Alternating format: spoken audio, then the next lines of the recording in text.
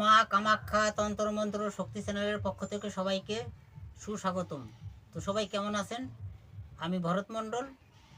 বেশ কিছুদিন যাবৎ কোনো ভিডিও দিতে পারছি না, কর্মব্যস্ত জীবনের কারণে, এক রুগীর চাপ। আর অনেকেই জানে যে আমার ছোটো একটা দোকান আছে, সেখানেও নিয়মিত ডিউটি করা লাগছে। যাই হোক, নিজের কর্মব্যস্ত বিষয়ে যদি চ্যানেলে বলা হয় সেটা একটা নিজের বোকামি। আজকে আমি একটা গুরুমুখী নকশাটা আমি একটা কিতাব থেকে পেয়েছিলাম। আমারই একটা গুরু ভাই দিয়েছিল। নকশাটা মুসলিম আরবি নকশা।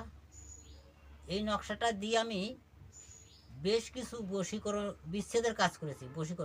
ভুল বললাম, বশীকরণ না, বিচ্ছেদের কাজ করেছি। যে কটা কাজ করেছি আমি 70 থেকে 80টা বিচ্ছেদের কাজ করেছি, একটা কাজও ফেল নেই।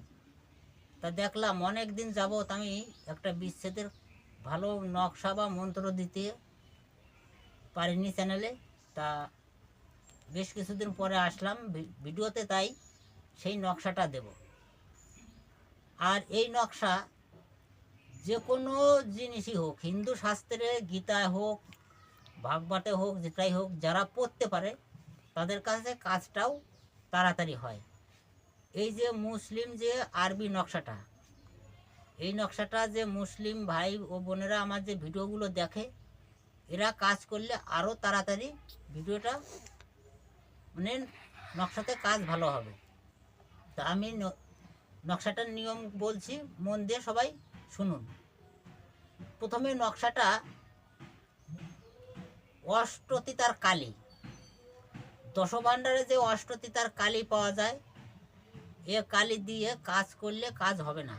আমি নিজেও ওই কালী কিনে নিয়ে এসেছিলাম দশভাণ্ডারের থেকে, কিন্তু আমি প্রথমটা রেজাল্ট পাইনি। এই কালীটা পরে আমি নিজে তৈরি করেছি, অষ্টতিতার কালী। সবাই তিতা জাতীয় পাতা দিয়ে অষ্টতিতার কালী তৈরি করে নেবা, 8 প্রকারের। দ্বিতীয়ত লাগবে ভোজপত্র, নিমের ডালের কলম। শনি মঙ্গলবারের দিন বেলা 12টা থেকে 2টোর ভিতরে এই বিচ্ছেদ ক্রিয়া করবে। 3টে নকশা করবে।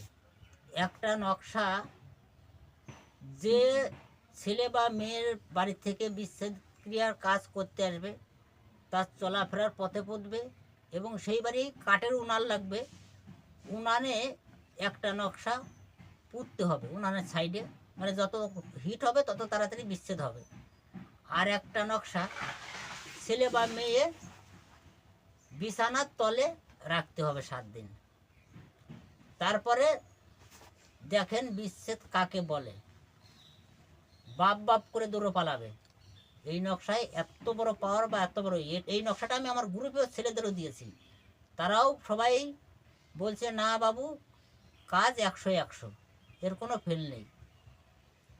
তা আরবি নকশা লেখারও অনেকগুলো সিস্টেম আছে, নিয়ম আছে। অনেক মুসলমান ভাই ও বোনেরা আমার ভিডিও দেখে, তারা জানবে। হিন্দু ভাইরা অনেকেই হয়তো জানে না। আরবি লিখতে লাগলে পরে ডান থেকে লিখতে লিখতে বামে আসতে হয়। আর আমাদের হিন্দু শাস্ত্রের মন্ত্র যেগুলো, সেগুলো বাম থেকে লিখতে লিখতে আমরা ডানে যাই। কিন্তু আরবি নকশা লেখার সময় ডান থেকে লিখতে লিখতে বামে আসতে হয়, তাহলেই কিন্তু নকশায় কাজ করবে। যাই হোক, ভিডিওটা অনেক বড় হচ্ছে। যদি ভিডিওটা ভালো লাগে, লাইক, শেয়ার, কমেন্ট করবেন এবং চ্যানেলটি সাবস্ক্রাইব করে রাখবেন এবং বেল আইকনটি অন রাখবেন নিত্য নতুন ভিডিওর জন্য। আর ভিডিওটা যদি ভালো লাগে, বন্ধু বান্ধব আত্মীয় স্বজনের মাঝে প্রচুর পরিমাণে শেয়ার করে দেবেন।